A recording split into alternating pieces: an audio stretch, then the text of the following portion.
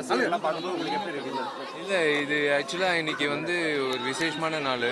என்னோட தம்பி செங்கல்பட்டு மாவட்ட செயலாளர் சதீஷ்குமாரோட கல்யாணம். நான் தான் தாலி எடுத்து கொடுக்கணும்னு சொன்னான். சரி கிளம்பி வரேன்னு சொன்னேன். அவன் விருப்பப்பட்டான். அவன் எனக்காக உழைச்சிருக்கான் இத்தனை வருஷம். ஸோ அந்த தம்பியோட குடும்பம் நல்லா இருக்கணும், அவனும் நல்லா இருக்கணும், அவன் கட்டிக்க போகிற அந்த அந்த பிள்ளையும் நல்லா இருக்கணும். ஸோ அந்த வகையில் வந்தேன். ஸோ வந்த வகையில் வந்து நான் மீனாட்சி அம்மன் கோயில் போகாமல் நான் எப்படி ஊருக்கு திரும்பி போக முடியும்? அம்மா வந்து என்னை வீட்டுக்குள்ளேயே சேர்க்க மாட்டாங்க.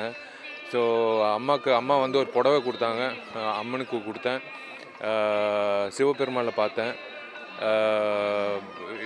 எனக்கு இதே தெருவில் வந்து திமிரு படப்பிடிப்பு நடத்தணும் 2006. 19 வருஷம் கழித்து இந்த கோயிலுக்கு வந்திருக்கேன் நிறைய முறை. கோயிலுக்கு வரும்போது ஒரு வைப்ரேஷன் இருக்குது. நல்லா உழைக்கணும், நல்ல சமுதாயத்துக்கு நல்லா செய்யணும் அப்படின்ற ஒரு உணர்வு வந்து கொடுக்கக்கூடிய ஒரு முக்கியமான ஒரு கோயில். இது ரொம்ப பவர்ஃபுல்லான கோயில். ஸோ மனசார வேண்டிக்கிட்டேன். அதான் அதுக்கு தான் வந்தேன். தரிசனம் ரொம்ப நல்லா இருந்தது. மக்கள் எல்லாரும் சந்தித்தேன்.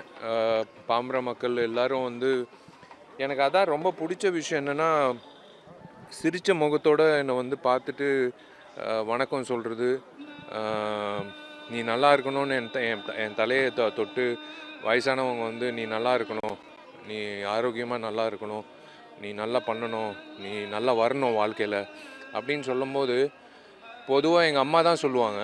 இது வந்து யாருன்னே தெரியாது, நிறைய பெரியவங்க வந்து சொல்லும்போது இது எனக்கு கிடைச்ச பாக்கியம் தான் நான் சொல்ல முடியும். இது வந்து என்னை ஊக்கப்படுத்துது. அடுத்தடுத்த படங்கள் வந்து இப்போ ரொம்ப சிறப்பாக பண்ணணும் அப்படின்ட்டு. அதுதான் அதுக்கு புரட்சி தளபதியாக இருக்கீங்க. நம்ம இந்த நடிகர் சங்கத்தில் கட்டடம் கட்டுறதுக்கு என்னென்ன புரட்சி பண்ணியிருக்கிறீங்க? புரட்சிகள் ரொம்ப குறைவாக இருக்கே சார். இல்லை 9 வருடத்துக்கு காரணம் நாங்கள் இல்லைங்க. ஒருத்தர் வந்து 4 மாதத்தில் முடிக்க வேண்டிய கட்டிடத்தை வந்து தேவையில்லாமல் ஒரு எலெக்ஷனை நடத்தி, அந்த எலெக்ஷன் நடத்துனதுக்கப்புறம் கவுண்டிங்கின்ற பேரில் ஒருத்தர் கேஸு போட்டு அது ஒரு 3 வருஷம் தள்ளி போட்டு அதுக்கப்புறம் வந்து கரோனா வந்தது. இதெல்லாம் பார்க்கும்போது 9 வருஷம் கடந்து போயிடுச்சு. இது 3 வருஷத்தில் முடிக்க வேண்டிய ஒரு விஷயம். பட் இருந்தாலும் இன்னொரு 4 மாதத்தில் வந்து இந்த கட்டடம் வரும், பெருசாக வரும். தமிழ்நாடு கதைக்கிழமை படம் அமைஞ்சா பண்ணுவீங்களா? அப்போ ஜல்லிக்கட்டு சிலம்பம் இதை பேஸ் பண்ணி மீண்டும் என்னை விட்டுற மாட்டாங்க இயக்குநர்கள்.